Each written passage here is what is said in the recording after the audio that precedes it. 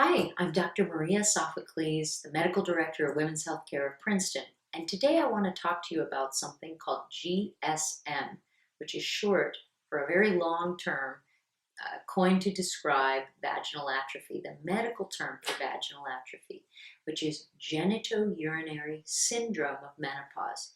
Now, this big term was expanded from vaginal atrophy to include the fact that the urinary tract also suffers during menopause and the lack of estrogen that accompanies that.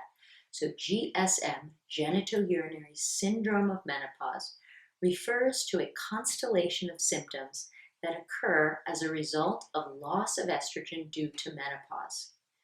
These symptoms may include vaginal dryness, painful intercourse, urinary tract infections, vaginal infections, or urinary frequency, urgency, or incontinence. Some women have some women have a combination of several of them. But GSM is chronic and progressive. That's really important. Unlike hot flashes, which occur with menopause but then go away, GSM is chronic and progressive. It never really resolves on its own, it never reverses. Once the negative changes occur in the vulva, the vagina, and the bladder, it causes problems that only get worse. That's the bad news. The good news is that it's very easy to treat, and the treatments are all extremely safe and well studied. So let's review the treatment options for GSM and the symptoms of GSM now. So the first treatment option, which is by far the oldest and best studied, is vaginal estrogen.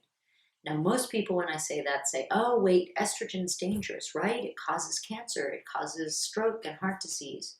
To which I say, not vaginal estrogen. Vaginal estrogen is a local treatment, and it has a completely different risk profile compared to systemic estrogen, which has been linked to some of those things.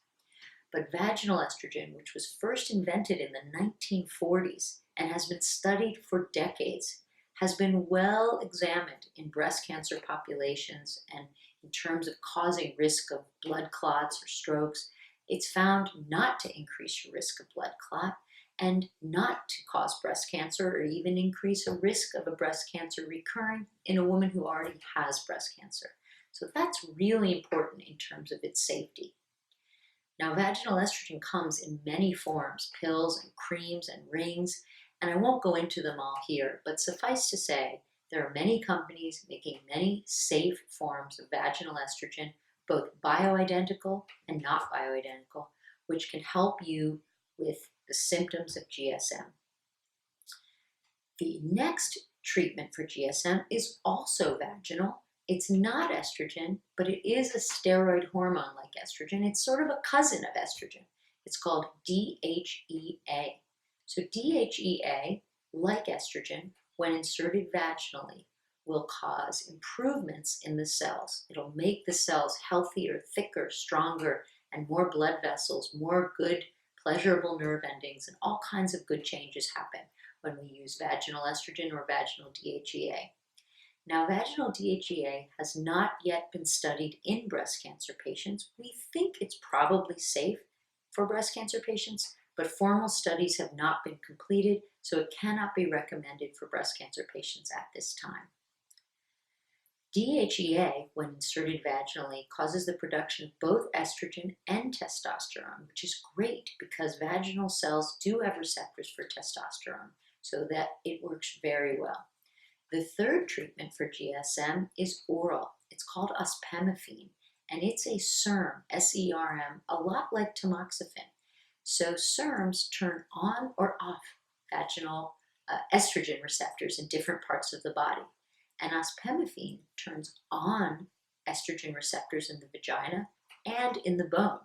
So not only are you getting help with vaginal atrophy, but you're getting strengthening of the bone as well. Ospemifene is a pill that you take once a day with food.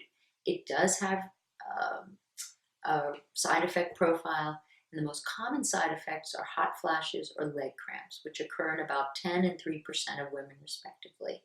Nonetheless, it's a very safe medication.